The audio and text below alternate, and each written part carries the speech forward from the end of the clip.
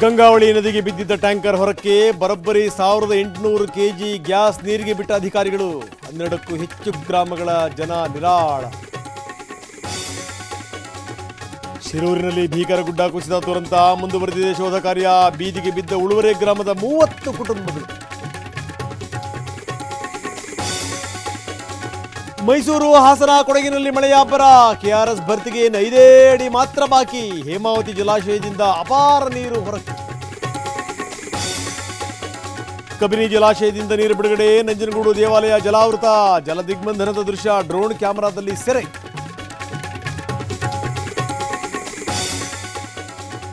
ಅಪಾಯದ ಮಟ್ಟ ಮೀರಿದ ದೂದ್ಗಂಗಾ ನದಿ. ಬಂಗಾಲಿ ಬಾಬಾ ದರ್ಗಾ ಸಂಪೂರ್ಣ ಜಲಾವೃತ.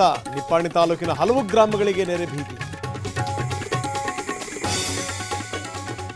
ನಿರಂತರ ಮಳೆಯಿಂದ ಏಕಾಏಕಿ ಕುಸಿದ ಮನೆ. 11 ಮಂದಿ ಜೀವ ಉಳಿಸಿದ 2 ಇಟ್ಟಿಗೆ.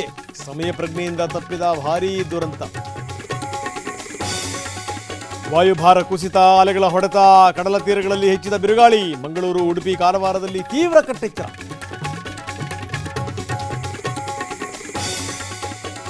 ರೇಣುಕಾಸ್ವಾಮಿ ಹತ್ಯೆ ಪ್ರಕರಣ. A4 ರಘು ತಾಯಿ ಕೊನೆಯುಸಿರು. ಅಂತ್ಯ ಸಂಸ್ಕಾರಕ್ಕೆ ಕರೆತರುವಂತೆ ಅಧಿಕಾರಿಗಳಿಗೆ ಮನವಿ. ದರ್ಶನ್ಗೆ ಸದ್ಯಕ್ಕಿಲ್ಲ ಮನೆಯೂಟ ಭಾಗ್ಯ. ಮ್ಯಾಜಿಸ್ಟ್ರೇಟ್ಗೆ ಅರ್ಜಿ ಸಲ್ಲಿಸಲು ಹೈಕೋರ್ಟ್ ಸೂಚನೆ. ಇಂದು ಅರ್ಜಿ ಸಲ್ಲಿಕೆ ಸಾಧ್ಯತೆ.